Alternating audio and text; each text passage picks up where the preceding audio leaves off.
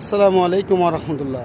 প্রিয় বন্ধুরা, আমি এখন দাঁড়িয়ে আছি মদিনাতুল মুনাওয়ারার সেই প্রখ্যাত মসজিদ, মদিনার প্রথম মসজিদ, সেই মসজিদুল কুবায়, যেটি মক্কা থেকে হিজরত করার পরে রাসূলুল্লাহ সাল্লাল্লাহু আলাইহি সাল্লাম প্রথম মদিনায় পা রেখে এই মসজিদটি তৈরি করেছিলেন, যেটিকে মদিনার প্রথম মসজিদ বলা হয়।